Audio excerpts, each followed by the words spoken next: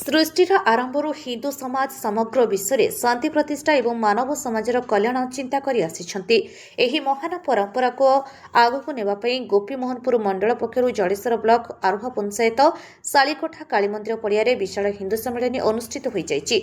शिक्षाविद तथा शालीकोठा ग्राम मुख्य गणेश चंद्र परिड़ा सभापतित्व में हिंदू सम्मेलन अनुष्ठित होता। ଏହି ସମ୍ମିଳନୀରେ ମଞ୍ଚାସୀନ ଅତିଥି ଓ ବକ୍ତାମାନେ ସନାତନ ସଂସ୍କୃତିର ବିଭିନ୍ନ ଦିଗ ଉପରେ ଗୁରୁତ୍ୱାରୋପ କରିଥିଲେ। ବିଶେଷକରି ସାମାଜିକ ସମରସତା, ସୁଦୃଢ଼ ହିନ୍ଦୁ ପରିବାର ବ୍ୟବସ୍ଥା, पर्यावरण सुरक्षा और नागरिक कर्तव्य संपर्क में वक्ताମାନେ निजर बहुमूल्य मत रखिथिले।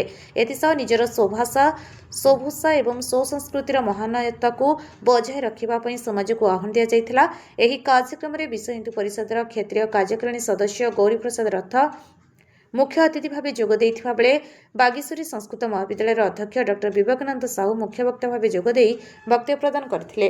बालेश्वर जिलार राष्ट्रीय स्वयंसेवक संघर जिला चालक शुभांशु शेखर दास महापात्र सम्मानित अतिथि भाव जोगदे वक्तव्य प्रदान करथिले।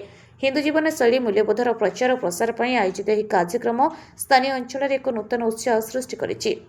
पुरी गोवर्धन पीठ आदित्य बाहिनीर राज्य महासचिव कुमार सत्यजित बेज मंच आह्वान सह अतिथि परिचय प्रदान करथिला बेले गोपीमोहनपुर मंडल प्रमुख आईनजीवी निगमानंद पात्र शेष में धन्यवाद अर्पण करथिले।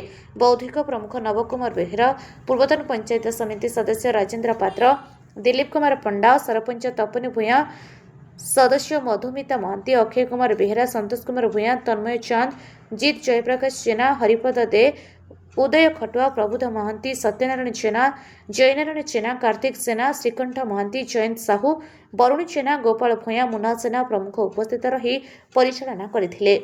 जलेश्वर मनीष कुमार भूया रिपोर्ट अपराह्न लाइव।